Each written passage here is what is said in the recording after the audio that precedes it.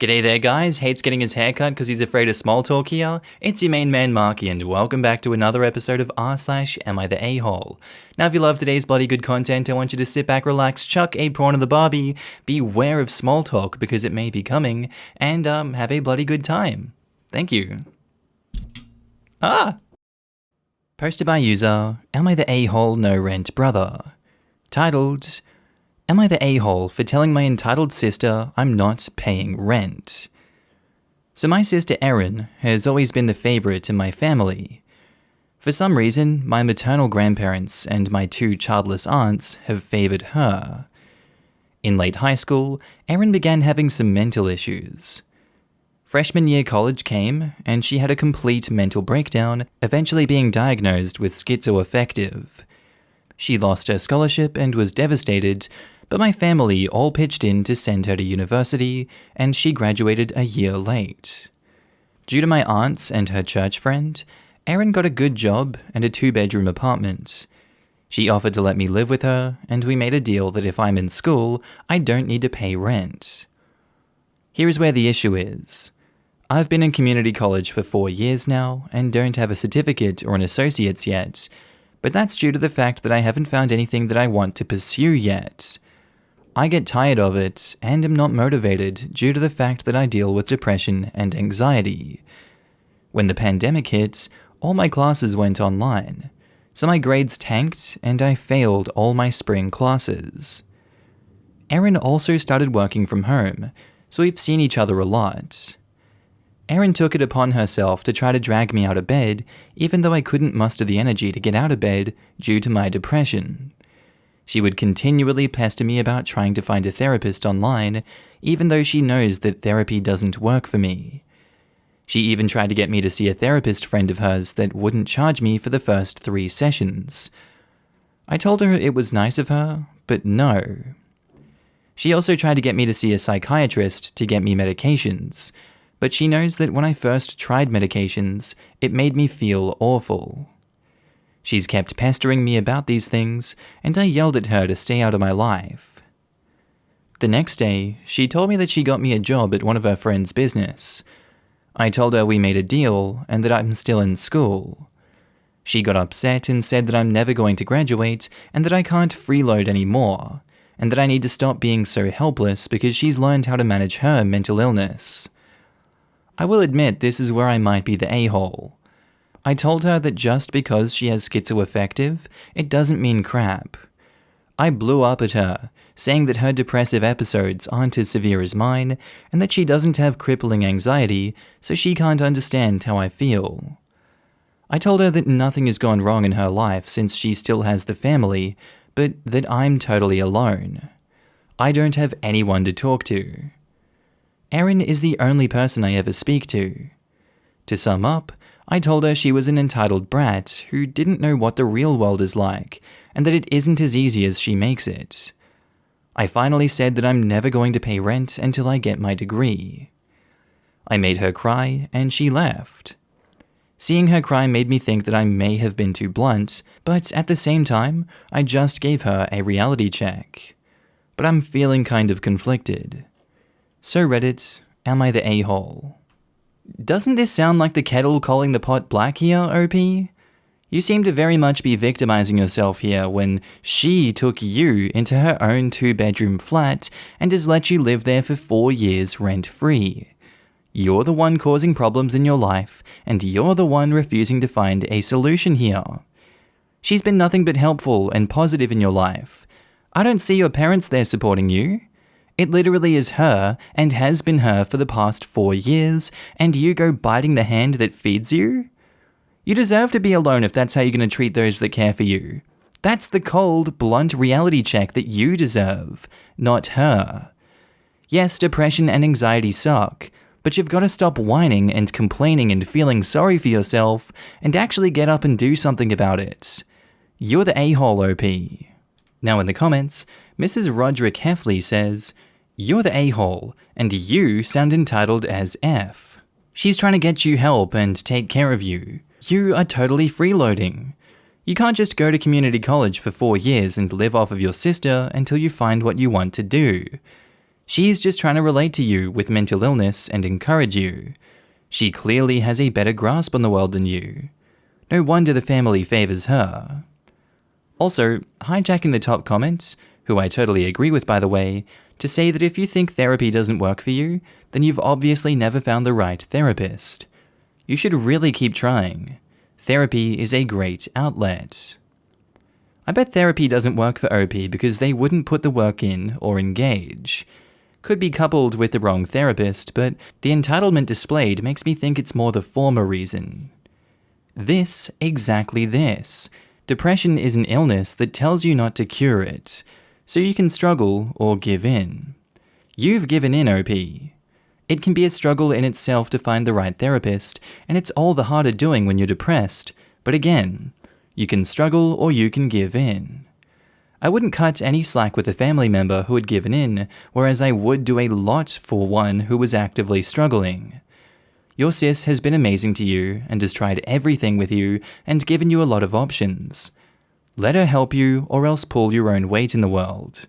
You're the a-hole. And Lightwood Orchestra says, you're the a-hole. You are calling your sister entitled when she's been supporting you for 4 years while you flounder and don't get a degree? She has been generously letting you live for free while you do school. But that has dragged on far too long, and it's time for you to grow up and get a job. She also has been trying to help you get treatment for your mental health issues because you apparently refused to do so, out of the kindness of her heart. You are the entitled person in this situation, and you should look forward to being evicted quite soon. Yeah, not only that, but I have a feeling OP doesn't even help clean, cook, or do other chores around the house if his sister has to force him to get up every day.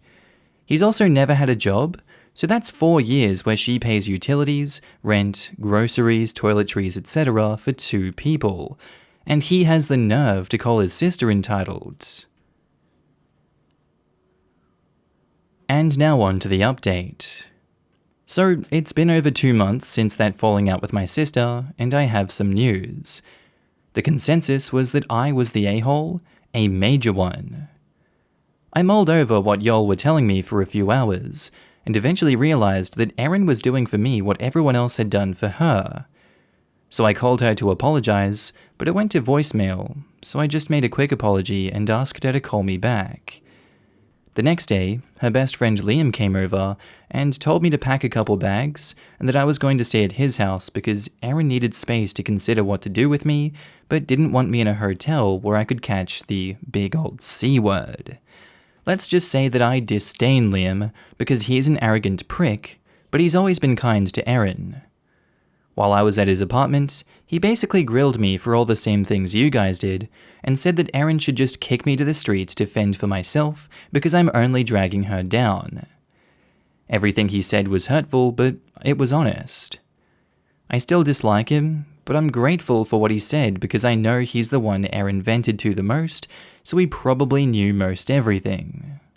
Erin eventually tells me to come home because we need to talk. I thought that all my stuff would be outside, but it wasn't.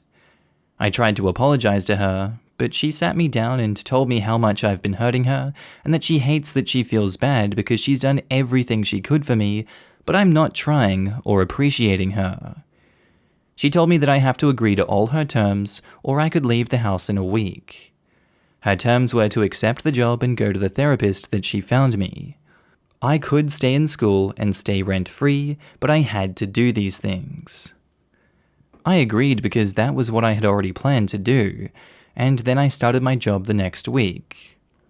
It's an easy enough job. I don't like it, and no one really makes an effort to talk to me, which is good depending on the day. I'm sticking with my therapist for now, since all the others in the area are booked. He's nice enough, and Erin is paying for all my sessions. I'm not a big fan of him, but he's definitely better than the one from high school. I do have another appointment with a psychiatrist next month, so there's that. I still feel like crap, and I dropped all my classes for this semester, and am taking a break from school next semester. Erin's been supportive, and even stayed with me for Thanksgiving, which I thought was dumb since she had already bought her plane ticket home, but I was grateful. It is nice not having to rely on her for everything and having some money myself. All this to say that I still live with Erin and we're getting along well. I still love her with everything in me. Best sister ever. I'm still miserable in a lot of aspects and Erin has to force me to do a lot of things, but I'm glad I have her here to motivate me. Hopefully I can make her proud. That's all I have to say. Tiny Lolita says, Erin is the sister everyone needs. I'm glad everything is going towards a brighter future and you two talked. Don't mess this up. Stay strong. You can count on your sister because she's proven that she's there for you and loves you so much. No one in my family cared for me as much as Erin did for you, and I'm so happy that someone like her exists. Good luck on becoming the best person you can be. I would like to piggyback here and recommend to OP that he figures out something to show his appreciation. She's super helpful and has previously voiced that she didn't feel appreciated. I don't know her, so can't say what you should do, but something that shows her efforts isn't being taken for granted. Be it a cooked dinner for her, or a present or something else, as long as it conveys the message of thank you and shows you appreciate all she's doing for you. I just want to say, OP, since at the end of your post you said, I'm still miserable in a lot of aspects and Erin has to force me to do a lot of things, but I'm glad I have her here to motivate me. Hopefully I can make her proud. Try thanking her, even if for now it's just a note that you write when you were in a good mood and leave for her to find. A simple thank you for helping me and maybe an I'm sorry for what I said go a long way, and I'm sure she will appreciate it as long as you keep putting effort to get better. Don't forget that she's still human and she hasn't magically forgotten the harsh words you told her. She has her own mental struggles just as you do, and hearing her brother show signs of wanting to improve will surely help. It doesn't have to be a full blown out thing confessing every sin, though it can if you want. Just anything from you that acknowledges that she's helping you, even though you've not only insulted her, but deeply hurt her feelings and you appreciate her. I also think it would be a nice gesture if OP paid Erin some nominal amount for rent, even though Erin isn't requiring it. I agree, and try cooking her a meal once a week. My mother taught me a long time ago that the best way out of a dark space is service to others. OP hasn't thought of anyone but himself in a long time. It's time to change that. People would be lucky and blessed to have a sister like Erin, who despite how her mental health is, still takes care of you. Gigi Park says, thanks for the update, but you seem to disdain pretty much everyone and everything. Have you learned from the recent events? OP is obviously still massively depressed. At least they're accepting their amazing sister's help now. I think this is about as much as we could hope from them at this stage. I think you're very correct. I'm keeping my fingers crossed for OP and a great outcome. It's also worth remembering that this is probably all new to OP. I hate having a job sometimes, and I'm very depressed sometimes, but I've grown to accept that lots of people don't like their jobs sometimes either. We all just make the best out of it and try and improve our lives where possible. Most people would quit their jobs if they could, but that's just not how it goes. That's why you have to value the important people in your life, like OP's sister, because they give you support and happiness. It's important to reciprocate that also to keep these people in your life. Easy for me and you to see, but for OP, all of this is new. Posted by user, Am I the A-hole birth twins out? Titled, Am I the A-hole for declining the invite of my older twin brothers? So, backstory. We had two sets of twins in our family. Brother A1 and 2, 27, are birth identical, and me and my sister C are not, 23 male and female. A1 and A2 are always weirdly enmeshed, and live in the same house, went to the same university, same degree also, and currently marrying together. Me and my sister are not part of their world since we were born, and I do not think my parents either. They are disturbingly the same, in like a comedic way. They would have tantrums if they were in a different class or doing a group project in different groups. You can see that they did not have friends in all of their middle and high school life. They were always acting like we did not exist in the house, and they always used our rooms like storage and trash or tried to beat us. How much our mum and dad punished them did not matter. They had the same attitude, but after we were 11, they started to be more absent than being dickheads. It was a relief, but me and my sister both felt sad for being neglected. When we were 15, they went to university, and I can say both my parents and I were relieved to see them leaving, and things got weirder. They studied the same course, which is fine I guess, but always wore the same colors every day, had everything as a duo, started to do twin dates, stuff like that. Also, I can only count on my hands the times that me and my sister were called or visited, and it's mostly holidays or some special events. We also went to the same university with them. Luckily that they graduated at the same time. But when we told people our names, most people looked at us like we were freaks, and when we asked why, a dorm leader told us that they were like a couple. They could be seen holding hands, having romantic dates, and even sometimes kissing in discreet places, and had some photos. To be honest, we were viscerally disgusted and told our parents the story. It started a fight in the extended family, and they were told they were not welcome anymore, and they left the house in 4 hours, and I've not heard from them in 6 years, until last week. Last week, Brother A1 sent me a mail saying that they're in town and wanted us to meet with his fiancée. I called him and said what we were told was still on board, and we do not want to hear from them. After this, the part comes where I might be the a-hole. His fiancée called me and asked why I was so literally mean to him, and I told the whole story.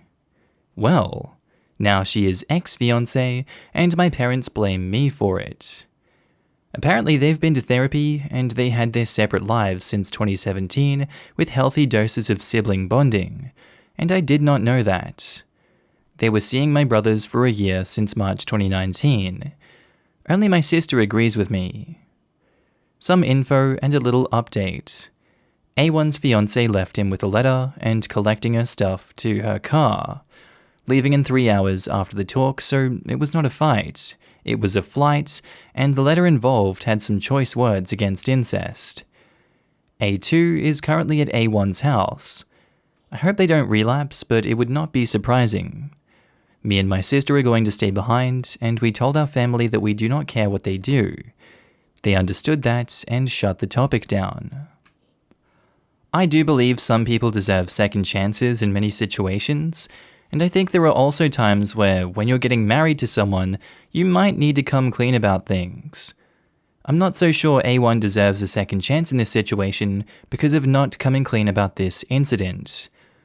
This would be world-shattering for anyone that isn't into that stuff, I'd imagine, or just in general. And the fiancé had every right to depart that relationship. The fact they had to find out a year later from you is simply unacceptable.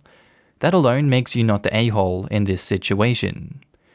Sure, there are things you don't want surfacing from your past and destroying your future relationships, but it's not as if this was never going to come to light. This was inevitable. Not the a-hole for this one, OP. Better now than never, or at least later. Now in the comments, Rolling Katamari says, "Not the a-hole. She asked and you answered. Did your brother really think that he could hide this from his fiancée?" OP replies, "If I wasn't in the call, he definitely could. This stuff is really buried in the family, and I think my parents decided to let it ride for their son to have a normal relationship." Well, that's just not fair to that girl. You did the right thing, even if they had to tell you not to tell. You would still be not the a-hole. Not the a-hole, and I swear to God I thought the fiancé was going to turn out to be the brother. My sister said this too, facepalm. I hope they did not reconcile together like the old times. It's my only concern. Not the a-hole, she asked why and you told her the truth, and no one told you about your parents trying to reconcile with them, so you also didn't know to keep your mouth shut. If I knew this, I think I would tell some hints to that girl, but not this bold and in this openness. It really needs to be on the table. I've heard of siblings falling in love in books, but have never heard of identical twins doing it, especially men. Very fascinating. The fiancé asked a straight question, and you answered honestly. If your brother didn't want to bring up the principal reason that there was a breakdown in the family, then he should not have contacted you. I really don't blame the fiancé for running, but I assume she just wanted your brother to go no contact with the twin in question, and he refused, which led to the separation. Why your parents are blaming you, I don't know. Do they think this would not have surfaced at some point? Or did they think that when enough time had passed, the woman would be too invested to leave? And OP replies, look for Milo and Elijah Peters. They are a same-sex, identical twin couple who are monogamous if they're not shooting pornographic material. Edit. I think she ran away like a runaway bride, as my parents tell the story with just a letter and gathering everything that she owns in her car and running away from the house. And now on to the update. A1's ex-fiancé called me to say thank you and for giving her a heads up. I asked her if she didn't even see something suspicious, and she said, no, they were like really good brothers. But when she started to talk about their actions, I understood that she has some issues underlined in her social relationships. She even saw that A1 and 2 sleep in the same room when they go to the triple vacations. She saw this as normal, and even found it cute when they were hugging each other while they were sleeping. I'm not talking like you moving your head to the shoulders of other people, like fully being together. A1 really manipulated her, and she accepted everything, and even liked it. When I explained everything to her that this was not normal, she was utterly in awe, and she has some issues, to be honest, that need to be addressed by a mental health professional. My parents basically raged on me and my sister, but when they heard this, they were like, they never changed, did they? And we nodded silently. They had a serious talk, but honestly, it just made everything worse. They were like they were in a delusion and believed only they loved each other in the whole world, truly. Well, this might be right. I think they've turned on their old habits, and someone from our hometown saw them suspiciously close in their car while jogging, and this was news. So, it's basically the same situation. No one knows where they are, and we're back to square one except for one thing. I forgave them. Honestly, if they're happy with each other, I'll not care. They can live happily ever after, far away from me and my sister. My parents decided to have a civil relationship that is superficial to know what they're up to and to be ready. The only thing I know is that A2 has accepted a job offer at UK and both of them are moving there. A1 is also transferring to the UK office of his company in January. That's it. Thank you everyone for posting your answers. This saga has completely blown my mind. I really thought at first it wasn't real, like maybe just someone writing some weird fetish fantasy. But OP really sounds sincere and hasn't embellished or dramatized. Can't imagine being in a situation like OP's. I believe you've handled it well. OP replies, trust me, it's hard to imagine even for an anime or manga creator. There are people from Webtoon PMing me, asking me if they can use my story as a plot for BL genres. Oh god. Oh no.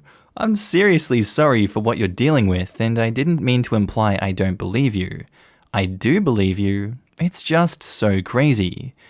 I have a psych degree, and I actually feel really understanding of the no one will ever know me or love me like my twin concept. But it's really sad to see how your family has had to deal with the fallout of something so drastic. OP replies, nah, I got the point. I'm also making a PhD on development studies. I'm a social worker, and have an idea about the subject, but it is sad.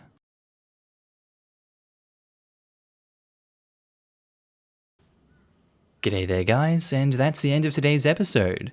I do hope you enjoyed it and were entertained by today's bloody good content. As always, I want to do a quick shout out and a thank you to all my channel members and Patreon subscribers. Your beautiful faces and names will be up on screen right now. Haven't forgot about you guys. Sorry, I was taking a little break there. So yeah, if you see yourself, give yourself a pat on the back. If you want to be on this screen, there's links down to the description below where you can sign up and help support the channel and all future projects that I'm going to be doing on this one. With all that said, I hope you guys have an amazing day, night, sleep, whatever you're up to. I'll see you in the next episode, and I do hope you enjoy it.